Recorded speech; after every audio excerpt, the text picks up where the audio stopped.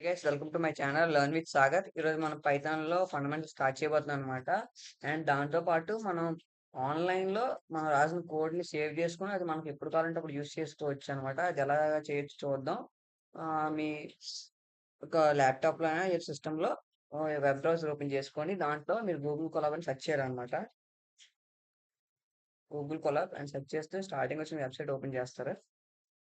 Open చేసి రీసెంట్‌గా నేను ఇక్కడ ఏం క్రియేట్ చేయలేదు. ఇప్పుడు క్రియేట్ చేస్తాను కాబట్టి ఇక్కడ న్యూ నోట్‌బుక్ మీద క్లిక్ చేయాలనమాట. క్లిక్ చేస్తే మీకు ఒక నోట్స్ అనేది క్రియేట్ అవుతుంది.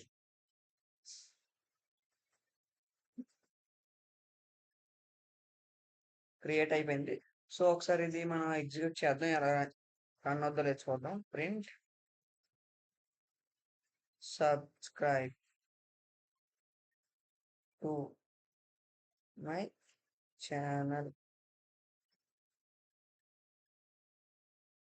రన్ చేద్దాం. రన్ చేస్తే అవుట్‌పుట్ చూద్దాం ఒకసారి ఏమవుతదో.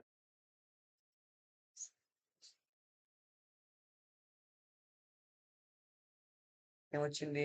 సబ్స్క్రైబ్ టు మై ఛానల్ అని వచ్చింది. ఎగ్జిక్యూట్ అవుతుంది. ఇప్పుడు మనం ఫండమెంటల్స్ ఏం క్లియర్ చేయబోతున్నాం చూద్దాం. నేను ఈరోజు కవర్ చేయబోయే టాపిక్స్ ఏంటంటే ఇండెంటేషన్, కామెంట్స్ అండ్ వేరియబుల్స్ అన్నమాట. ఫస్ట్ మనం ఇండెంటేషన్ చూద్దాం. Indentation in Python, indentation is defined a block of code and that tells the interpreter that a group of statement belongs to the specific black of code. ఇప్పుడు for example మనం సిలో చూద్దాం. సిలో ఇది వచ్చేసరికి C యొక్క structure అనమాట. ఇది ఫర్ లూప్. ఇక్కడ వరకు ఫర్ లూప్ అనమాట. ఈ ఫర్ లూప్ లో ఇక్కడ ఫ్లవర్ బ్రషెస్ ఉన్నాయి కదా, దీని లోపల సమ్ స్పేస్ తోటి మనకి ప్రింట్ స్టేట్మెంట్ రాసాం అనమాట. ప్రింట్ స్టేట్మెంట్ ఇప్పుడు ఇక్కడ ఫ్లవర్ బ్రషెస్ ఏం చెప్తాయంటే ఈ ఫర్ లూప్ కి సంబంధించిన బ్లాక్ ఆఫ్ కోడ్ అనేది ఏంటి, ప్రింట్ స్టేట్మెంట్ అని చెప్తాయి. అది ఈ ప్రింట్ స్టేట్మెంట్ అనేది ఏంటి, ఇంట్ మెయిన్ అనే ఫంక్షన్ లో అదొక బ్లాక్ ఆఫ్ కోడ్ అనమాట. ఇదంతా ఇంట్ మెయిన్ కి సంబంధించిన బ్లాక్ ఆఫ్ కోడ్ అని చెప్తున్నాం. ఇక్కడ మనకు స్ట్రక్చర్డ్ వేలు కనబడుతుంది అనమాట. అదే పైథాన్‌కి వచ్చేసరికి మనకు అలా కనపడదనమాట. అలా కనపడదు. దాన్ని ఎలా చూడాలో చెప్తానన్నమాట. చూడండి. ఇప్పుడు ఎగ్జాంపుల్ చెప్తాను చూడండి. For i in range of 1, 6 6 అంటే 1 తో స్టార్ట్ అయ్యి <6 వరకు అంటే 5 వరకు రన్ అవుద్దనమాట. Next print. ఇక్కడ మన కాలన్ పెట్టాం కదా, కాలన్ పెట్టిన తర్వాత మనం ఎంటర్ ప్రెస్ చేయగానే మనకి అది ఇండెంటేషన్ ప్రొవైడ్ చేసి మనకి మనం రాసే కోడ్ అనమాట ఇక్కడ వస్తదనమాట. మనం ఏం ప్రింట్ చేయాలనుకున్నాం, ఐ వాల్యూస్ ప్రింట్ చేద్దాం. ఏమొస్తుందో చూద్దాం అవుట్‌పుట్. ఏమొచ్చింది? 1, 2, 3, 4, 5. అదే మీకు ఇదంతా ఒకే సేమ్ లైన్ ఆఫ్ కోడ్ లో రావాలంటే అండ్ ఈక్వల్ టు కోట్స్ అనమాట. డబుల్ కోట్స్ పెట్టాలన్నమాట. స్పేస్ పెడితే కొంచెం స్పేస్ తో మనకి వస్తాయి అనమాట. ఒకసారి రన్ చేసి చూద్దాం అవుట్‌పుట్. సేమ్ లైన్ లో వచ్చాయి అనమాట. ఇది ఎండ్ ఎందుకు యూస్ చేయాలంటే ఇది మనకి అవుట్‌పుట్ అంతా సేమ్ లైన్ లో రావడానికి, అంటే నెక్స్ట్ లైన్ కి వెళ్ళకుండా ఒకే లైన్ లో మనకు అవుట్‌పుట్ రావాలంటే ఈ ఎండ్ అనే ఫంక్షన్ యూస్ చేస్తాం అనమాట. అండ్ ఇక్కడ ఇండెంటేషన్ అనేది ఇండెంటేషన్ ఎందుకు వాడతామంటే అది మనకి కోడ్ అంతా ఒక స్ట్రక్చర్డ్ వేలో కనిపించడానికి ఇండెంటేషన్ అనేది యూస్ చేస్తారనమాట. అండ్ ఇండెంటేషన్ అనేది కరెక్ట్ గా లేకపోతే మనకి ఎర్రర్ కూడా త్రో చేస్తుంది. ఫర్ ఎగ్జాంపుల్ ఇక్కడ చూసారా, ఎర్రర్ త్రో చేసింది మనకి రెడ్ సింబల్ లో. రైట్ సైడ్ చూపిస్తుంది. ఇప్పుడు రన్ చేద్దాం, ఏమొస్తుందో చూద్దాం అవుట్పుట్. ఇదిగోండి ఇక్కడ indentation error, expected and indentation error, indentation block after the అదే ఫస్ట్ స్టేట్మెంట్. ఇప్పుడు మనం ఇక్కడ ఇండెంటేషన్ ప్రొవైడ్ చేద్దాం. ట్యాబ్ మీద ప్రెస్ చేస్తే మనకి ఇండెంటేషన్ వచ్చేద్ది అనమాట. ఇప్పుడు మళ్ళీ ఎగ్జిక్యూట్ చేద్దాం. ఎగ్జిక్యూట్ చేసేసరికి మనకి ఏమైంది, అవుట్పుట్ వచ్చింది అనమాట. ఇంకేముంది, ఈ ఇండెంటేషన్ ఎలాగా వైట్ స్పేసెస్ తో మనకి డినోట్ చేస్తారనమాట. మనకి అది కనిపించదు అనమాట. ఇండెంటేషన్ అనేది చాలా ఇంపార్టెంట్. ఇండెంటేషన్ ఇవ్వకపోతే మనకి ఎర్రర్ త్రో ఇప్పుడు మొత్తం కోడ్ అంతా రాసి మనకి ఎగ్జిక్యూట్ అవ్వదనమాట. మొత్తం కోడ్ అంతా చూస్తే కరెక్ట్ గా ఉంది కదా, ఏంటబ్బా అనుకునేసరికి అక్కడ ఇండెంటేషన్ ఎర్రర్ ఉంటుంది. ఒకసారి చూసుకోవాలన్నమాట. మెయిన్ ఇండెంటేషన్ అనమాట కోడ్ రాసినప్పుడు. అండ్ ఎగ్జాంపుల్ చూద్దాం. ఇదిగోండి ఇక్కడ కండిషన్ కిందనే రాసేసరికి మనకి ఇఫ్ కండిషన్స్ అన్నమాట. ఇవి నెక్స్ట్ వస్తాయి మీకు అవి కండిషనల్ స్టేట్మెంట్స్ ఇవంతా. కండిషన్ ఇఫ్ కండిషన్ దాని కింద ప్రింట్ స్టేట్మెంట్ రాస్తే అది ఎర్రర్ త్రో చేస్తుంది. అదే మనకి ఇక్కడ ఇటు సైడ్ ఇండెంటేషన్ ఇస్ కరెక్ట్ ఉంది కదా, దాంట్లో చూసేసరికి సమ్ స్పేస్ అన్నది కండిషన్ తర్వాత నెక్స్ట్ లైన్కి వచ్చి సమ్ స్పేస్ అన్నది ఇచ్చి ఆ ప్రింట్ స్టేట్మెంట్ రాసరికి అది ఎర్రర్ త్రో చేయకుండా ఎగ్జిక్యూట్ అవుతుంది. అంటే ఇక్కడ ఈ ఇఫ్ కండిషన్ కి ఆ ప్రింట్ స్టేట్మెంట్ అనేది దానికి సంబంధించిన బ్లాక్ ఆఫ్ కోడ్ అనమాట. అది అలా చూపిస్తుంది అనమాట. ఐ హోప్ ఇక్కడ ఇండెంటేషన్ మీకు అర్థమై ఉండొచ్చు. నెక్స్ట్ మనం కమెంట్స్ చూద్దాం. Comments in Python are line of lines in the code that ignore by the interpreter during the execution of the program. For example మీరు ఏమైనా కోడ్ రాసినప్పుడు మీరు ఆ కోడ్ ని ఎక్స్ప్లెయిన్ చేయాలనుకోండి, కమెంట్స్ యూస్ చేసుకోవచ్చు. ఇవ్వండి, functions can be used to define the functionality and structure of the code on the basis and it helps understanding the unusual and tricky scenario handling by the code prevent accident removes and changes.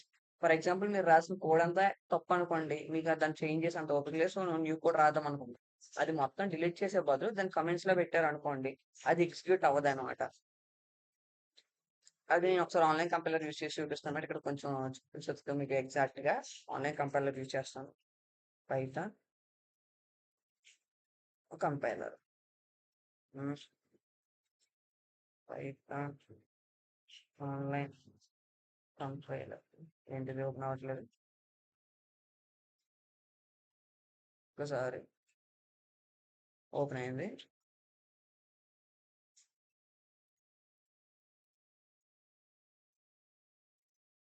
And ఇందులో వచ్చేసరికి comments లో మనకి 2 types ఉంటాయి అన్నమాట. Single line comment and multi line comment.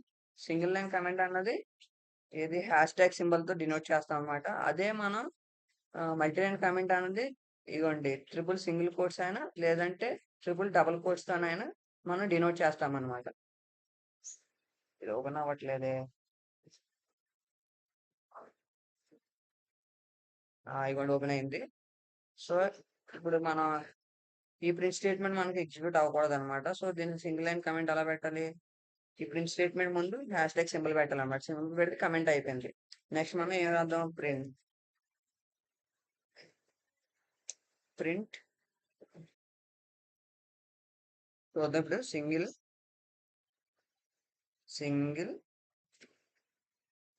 Line comment is defined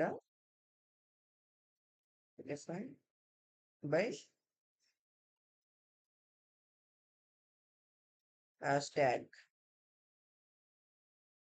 so ఇది run చేద్దాం. మనం code ని రన్ చేస్తే ఏమైంది, single line comment is defined by hashtag. So symbol miss చేసాం, సింబల్. ఇప్పుడు రన్ చేద్దాం. ఇప్పుడు ఇక్కడ ఏం గమనించారు మీరు, ఇప్పుడు మన ఈ ప్రింట్ స్టేట్మెంట్ మనకు వద్దు. సో దీన్ని డిలీట్ చేసే బదులు అదే మనం కమెంట్ చేస్తే ఇంటర్ప్రిటర్ అనేది ఇగ్నోర్ చేస్తుంది అనమాట ఈ బ్లాక్ ఆఫ్ లైన్స్. అదే మనం ఇప్పుడు ఇక్కడ ఏమైంది, ఇవన్నీ సింగిల్ లైన్ కమెంట్ చేశారనమాట. సో ఇప్పుడు మనం రన్ చేస్తే ఏమవుద్ది,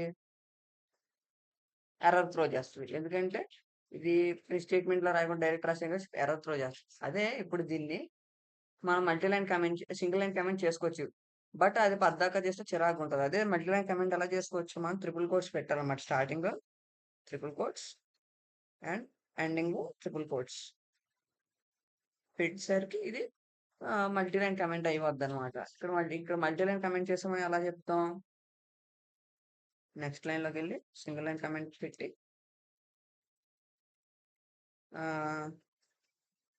I made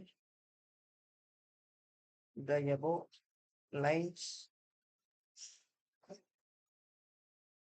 comment using multi-line comments.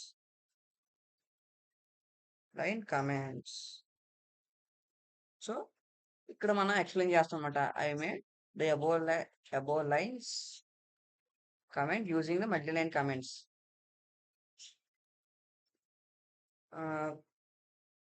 ఇలా రాస్తాం అనమాట. ఇది మనకి యూజర్ కి అండర్స్టాండ్ చేసుకోవడానికి ఇలా రాస్తాం అనమాట. మనం కమెంట్స్ అన్నది ఒక బ్లాక్ ఆఫ్ కోడ్ ఎక్స్ప్లెయిన్ చేయడానికి యూస్ చేయొచ్చు. అదే మనం రాంగ్ చేసిన కోడ్ మళ్ళీ కమెంట్ చేసి దాన్ని డిలీట్ చేయకుండా ఎగ్జిక్యూట్ అవ్వడానికి, అంటే ప్రోగ్రామ్ అవుట్పుట్ ఎర్రర్ చూపించి త్రో చేయకుండా దాన్ని కమెంట్ చేస్తామంటే మనకి బ్లాక్ ఆఫ్ కోడ్ ఎగ్జిక్యూట్ అయిపోద్ది అనమాట. ఇలా మల్టీ లైన్ కమెంట్స్ అన్నట్టు యూస్ చేసుకోవచ్చు. దాంట్లో 2 టైప్స్ ఉంటాయన్నమాట. అదేంటి single comment and multi line comment. Single line comment అంటే ఒక సింగిల్ లైన్ మాత్రం చేయడానికి యూజ్ అవుతుంది. అదే మల్టీ లైన్ కమెంట్ అంటే మీకు ఎన్ని లైన్స్ అంటే ఎంత కోడ్ అయినా మీరు మొత్తాన్ని స్టార్టింగ్‌లో 3 కోడ్స్ అండ్ లాస్ట్‌లో 3 కోడ్స్ పెట్టుకొని దాన్ని కమెంట్ చేసుకోవచ్చనమాట. ఇది కమెంట్స్ అన్నమాట. Next variables. Variables in Python store the data and that can manipulate during the execution of the program. అదే అంటే మనకి వేరియబుల్స్ అంటే ఏంటంటే నథింగ్ బట్ ఒక వాల్యూని స్టోర్ చేసుకునే కంటైనర్స్ అన్నమాట. ఫర్ ఎగ్జాంపుల్ నేను ఇంకో రాస్తాను. Wall equal to 100 print wall run చేద్దాం. ఇప్పుడు 100 వచ్చింది. 100 ఎందుకు వచ్చింది? వాల్యూ అనే ఒక వేరియబుల్ నేను ఏం చేశాను? 100 అనే వాల్యూని నేను స్టోర్ చేశాను అనమాట ఇక్కడ. And the type of variables are determine based on the values assigned. For example ఇప్పుడు ఇది ఏ టైప్ ఇది ఏ టైప్ చూద్దాం. Print type of val. అదేంటి? Integer type. అంటే మనొక వేరియబుల్ తీసుకొని దానికి అసైన్ చేసిన వాల్యూ బట్టి అది ఏ టైప్ అన్నది మనకు తెలుస్తుంది అనమాట. అదే మనం దీనికి ఏం చేద్దాం? 12.5 అని ఇద్దాం. 12.5 ఇచ్చి దీన్ని ఒకసారి ఎగ్జిక్యూట్ చేద్దాం. ఇది ఏ టైప్ చూద్దాం. ఇది ఫ్లోట్ టైప్ అన్నమాట. సో మళ్ళీ ఏం చేస్తాం? స్ట్రింగ్స్ పైథాన్ ఇదే టైప్ స్ట్రింగ్ టైప్ అన్నమాట. అంటే మనం ఒక వేరియబుల్ క్రియేట్ చేసి దానికి అసైన్ చేసిన వాల్యూ బట్టి అది ఏ డేటా టైప్ అది ఏ డేటా టైప్ సంబంధించిన వేరియబుల్ అనేది మనకు తెలుస్తుంది అనమాట. అదే సిలో అయితే మనం డిక్లేర్ చేయాలి అనమాట. అది ఏ టైపా అని చెప్పి దాన్ని డిక్లేర్ చేసి దాన్ని ఆ టైప్ ఆఫ్ డేటా మనం ఇనిషియేట్ చేయాలన్నమాట. నెక్స్ట్ వేరియబుల్స్ క్రియేట్ చేయడానికి రూల్స్ అనమాట. Variable names can only contain letters, digits and under score. ఇవి మాత్రమే ఉండాలన్నమాట. And variable name cannot be start with digits తోటి మనం వేరియబుల్ నేమ్ ఎప్పుడు క్రియేట్ చేయకూడదు అనమాట. ఫర్ ఎగ్జాంపుల్ ఇక్కడ చూద్దాం. 1 డిజిట్. ఇప్పుడు దీనికి ఈక్వల్ టు 100 ఇస్తాను అనమాట. సారీ ఛార్జింగ్ అయిపోయింది. ఒక్క నిమిషం.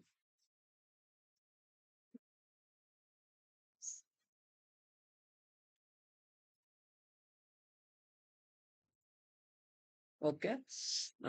స్టార్ట్ అసైన్ చేద్దాం. ఇప్పుడు ఒక వాల్యూ 1, 2, 3 ఇచ్చామనమాట. సో ఇప్పుడు దీన్ని ఎగ్జిక్యూట్ చేద్దాం అంటే ఇక్కడ ఎర్రర్ త్రో చేస్తుంది.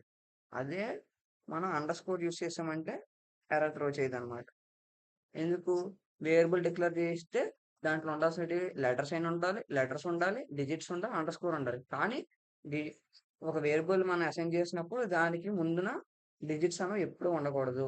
అండ్ ఒక నెక్స్ట్ ఇంకేంటి? Variable names are case sensitive. అంటే ఇక్కడ చూసారా వేర్‌లో ఇక్కడ వి అన్నది క్యాపిటల్. ఇక్కడ మై వేర్. ఈ 2 డిఫరెంట్ అన్నమాట. ఫర్ ఎగ్జాంపుల్ ఇక్కడ ఇదే ఉంది కోడ్. దీంట్లో ప్రింట్ ఏం చేద్దాం? ఈ డిజిట్ అన్నదాన్ని ప్రింట్ చేద్దాం. సేమ్ ఇప్పుడు నేనేం చేస్తాను? మళ్ళీ సేమ్ నేమ్ క్రియేట్ చేస్తాను. బట్ ఇక్కడ క్యాపిటల్ డి ఇస్తానన్నమాట. సారీ స్మాల్ డి ఇచ్చాను.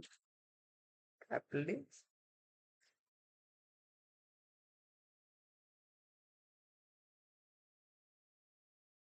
ప్రింట్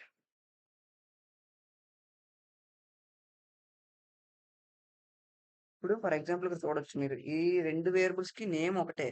బట్ దీనికి స్టోర్ చేసిన డేటా వేరు. సో అండ్ ఇవి దీని అడ్రస్ కూడా వేరనమాట. ఎందుకంటే ఇది స్మాల్ డీతో స్టార్ట్ అయింది. ఇది క్యాపిటల్ డీతో స్టార్ట్ అయింది. సో కేస్ సెన్సిటివ్ అంటే ఏంటి? 2 స్పెల్లింగ్స్ సేమ్ ఉన్నా బట్ ఆ వేరియబుల్స్ అన్నవి డిఫరెంట్ అనమాట. ఇప్పుడు మనం రన్ చేద్దాం. రన్ చేస్తే అవుట్‌పుట్ చూద్దాం. అవుట్‌పుట్ చూసారా? ఇక్కడ మనకి ఇంటీజర్ టైప్ వచ్చింది. ఇక్కడ ఏమొచ్చింది? మనకి స్ట్రింగ్ వచ్చిందనమాట. సో ఇది డిఫరెన్స్ అనమాట. And avoid using keywords as a variable names. అంటే వేరియబుల్స్ అంటే ఏంటి? ఒక రిజర్వ్డ్ కీవర్డ్స్ అనమాట. సో వాటిని మనం వేరియబుల్ నేమ్ కింద మనం అసైన్ చేయకూడదనమాట. ఫర్ ఎగ్జాంపుల్ చూద్దాం. ఇప్పుడు ఇఫ్ అని చెప్పేసి ఈక్వల్ టు 100 ఎర్రర్ త్రో చేస్తుంది. అదే ఇఫ్ పక్కన మనం ఏదో ఒక ఆల్ఫాబెట్ పెట్టండి. అదొక వేరియబుల్ అయిపోద్ది అనమాట. అంటే కీవర్డ్స్ అన్నది వేరియబుల్ నేమ్స్ కింద పెట్టడానికి అవ్వదనమాట మనకి. And this is the brief introduction of variables. And variables లో మన సింగిల్ వేరియబుల్ కాకుండా మల్టీ వేరియబుల్స్ కూడా మనం క్రియేట్ చేయొచ్చు అనమాట. అది ఎలాగో ఒకసారి చూద్దాం. X comma Y equal to 12 23. So ఈ వాల్యూ ప్రింట్ చేద్దాం ఒకసారి. ఎక్స్ వాల్యూని వై వాల్యూని ఎక్స్ కామా వై. ఇప్పుడు దీన్ని ఎగ్జిక్యూట్ చేద్దాం. కోడ్ని ఎగ్జిక్యూట్ చేస్తే ఏమొస్తుంది? 12 23. అండ్ మనం 4 కూడా ఒకేసారి క్రియేట్ చేయొచ్చు అనమాట వేరియబుల్స్. 4 ఇలాగా Y X comma sorry W comma X comma Y comma Z equal to 12 24 23 34 45. So print చేద్దాం WXYZ వాల్యూస్ని. W X Y Z execute చేద్దాం. ఎగ్జిక్యూట్ చేస్తే ఆ 4 వాల్యూస్ వచ్చాయన్నమాట. 4 వేరియబుల్స్ యొక్క వాల్యూస్. అదే ఆ 4 వేరియబుల్స్ కూడా ఒకే వాల్యూ అసైన్ చేయాలంటే ఎలా? X equal to Y equal to Z equal to some 10 ఇచ్చారనుకో, ప్రింట్ ఏంటి ఎక్స్ వై జెడ్. ఇప్పుడు దీన్ని ఎగ్జిక్యూట్ చేద్దాం. ఏమొస్తే చూద్దాం values. X value, Y value, Z value. ఈ మూడింటి వాల్యూ ఏంటి? 10 అనమాట. ఇలా మనం సింగిల్ వేరియబుల్ కాకుండా మల్టీ వేరియబుల్స్ కూడా మనం ఒకేసారి క్రియేట్ చేసుకోవచ్చు అనమాట. అండ్ ఇక్కడ నేను ఎగ్జాంపుల్ చూపిస్తున్నాను. ఇదిగోండి ఇక్కడ ఏజ్ ఇది ఇక్కడ సింగిల్ అనమాట. మనం సింగిల్ వేరియబుల్ మనం క్రియేట్ చేసిన ఇక్కడ ఈ రెండు. అండ్ నెక్స్ట్ వచ్చేసరికి మన కేస్ సెన్సిటివ్ ఎగ్జాంపుల్ అనమాట. ఇది ఇక్కడ చూసారు కదా నేమ్, ఇది స్మాల్ అనమాట మొత్తం. ఇక్కడ ఎన్ క్యాపిటల్, ఇక్కడ మొత్తం ఆ వర్డ్ మొత్తం క్యాపిటల్ అనమాట. అంటే సేమ్ స్పెల్లింగ్ ఉన్నా సేమ్ నేమ్ అయినా బట్ అక్కడ మాకు స్పెల్లింగ్ లో క్యాపిటల్ ఉంది, స్మాల్ ఉంది. సో ఇది కేస్ సెన్సిటివ్ అనమాట. రెండు సేమ్ నేమ్స్ అయినా అక్కడ స్పెల్లింగ్ లో ఆల్ఫాబెట్ స్మాల్ బిగ్ ఉన్నాయి కదా, సో అక్కడ అది దాన్ని స్టోర్ చేసే వాల్యూ అది సేమ్ కాదనమాట. అక్కడ అది డిఫరెంట్ వస్తుంది. సో ప్రింట్ చేసేసరికి అక్కడ దాని వాల్యూస్ అనమాట ఇక్కడ డిస్ప్లే అవుతాయి అనమాట. Alice, Bob and Charlie. And last లో మీకు ఒక క్విక్ రిక్యాప్ ఇస్తాను అనమాట. మనం ఈరోజు ఏం చూసాం? ఇండెంటేషన్.